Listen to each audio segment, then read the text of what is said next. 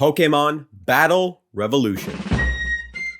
Guys, it's like I'm the Americans. Guys, it's like I'm Americans. It's like I'm the American.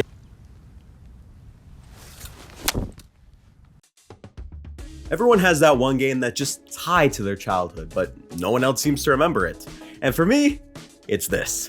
Pokemon Battle Revolution, or Battle Rev, as us in the know call it, was basically the Pokemon Stadium of Gen 4.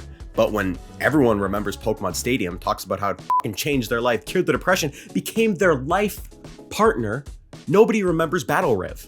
And that's a damn shame, because I loved this game growing up. Going to my friend Blake's house, connecting my DS to the TV, just get my ass whooped by his EV Trade inbred Pokemon was a dream come true. Here's a strange story. As kids, me and Blake made a character called Super Suzzy Games. Spoilers, you can make characters in this game. Spelled like Susie, but pronounced Suzzy. We really stressed that. We recorded a bunch of videos using Suzzy in battles and planned on posting it to YouTube. We never did, but it's one of the earliest memories of me wanting to be a stupid-ass content creator. But it's been a long time since then. Suzzy's old now. She got knocked up in high school. She's living in a trailer with her alcoholic boyfriend and her 8 kids. And like Suzzy, I'm grown up too now. So I figured because Legends Arceus recently came out, I want to revisit this childhood classic and to see if adult me still finds it that awesome. So without further ado,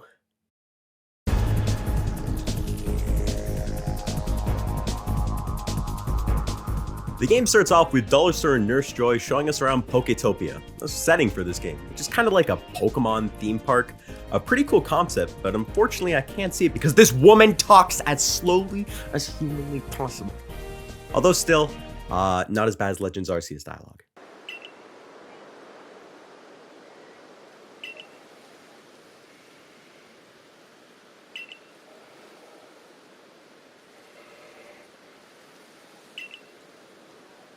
I think this game would have greatly benefited from a hub world you could walk around in, considering the setting is actually really cool. But this is Game Freak, okay? They're that one douchey smart kid who says, I never even study and I still get an A. Once you actually get into the menu, you'll see a bunch of different modes, and if you're playing this as a Wii game only, and not an add-on to a 15-year-old game, then you're gonna cross all these off. You pretty much only got one mode. But this is the only mode you need! Coliseum mode! Now, I remember this mode being fucking ruthless as a kid. See, the difficulty in the mainline Pokemon games is either a decent challenge or playing Cookie Clicker with the A button for 10 hours. But when other Pokemon games say spam till the credits, Battle Rev says, Fuck you, spin the wheel! Oh, but we'll get to that later. For now, let's select a battle pass. We get 2 options, Cindy or Cindy's trashy boyfriend. Now, see, there isn't quite Fortnite level of variety here. I don't see no Green Goblin, I don't see no John Cena, but I'll have to deal with it. Let's go with Cindy. The first few Coliseums aren't too difficult at all and mostly just act as a relaxing time to look at the pretty Wii graphics in beautiful 480p. Oh, and here's the best part of Battle Revolution. The stage is set and the curtain is up. Solid hit, but this is not a favorable matchup. In terms of the number of remaining Pokemon, it's an even 50-50. Both sides still have a chance to win. Rushing blow!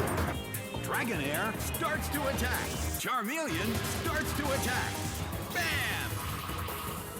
This guy makes everything sound like the most entertaining shit ever. I can only imagine how lucky his wife is. Oh! Ah! Oh. Bam! Oh. Bam! Oh, yes. Big hit! The challenger was finally drained of their energy and defeated. However, they were able to set a new record.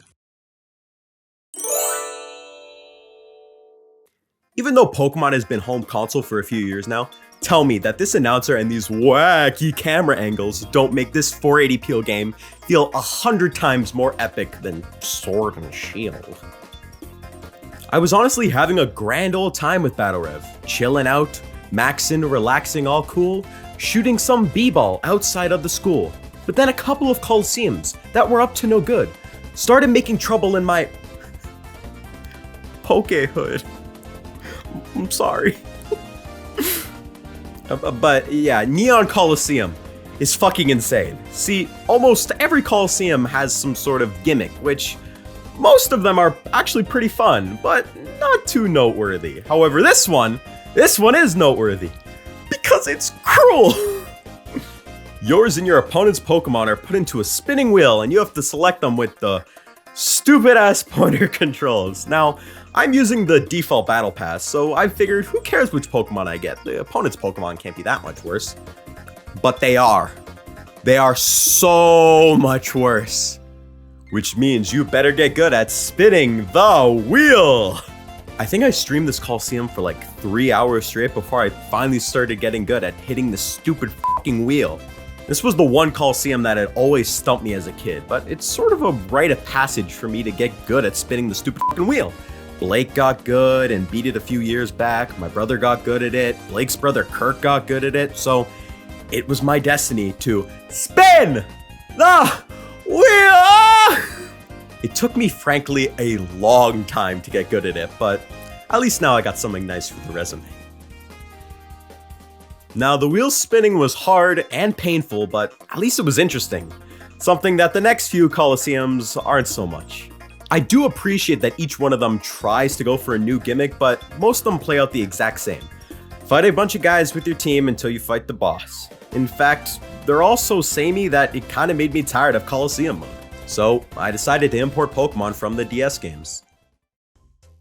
I decided to import Pokemon from my brother's old DS games because my Pokemon save files have been tainted with the sweet seductiveness of action replay, so I'm going with his. Don't want the damn Pokemon police coming after me. And when the transfer process is honestly pretty simple considering Battle Rev's age, there isn't a lot to do with your imported Pokemon, but you guessed it! More Coliseum mode! You can make custom battle passes and trainers and etc. And as much as Cool Girl B radiates girl boss energy, this is also just kinda lame. If you want, you can also save your custom trainer to a Wiimote and bring it to your friend's house. Now, as a kid, I was super into these custom battle passes. Again, we made Super Suzy games. I mean, it was either being super into that or, I don't know, fucking tech decks.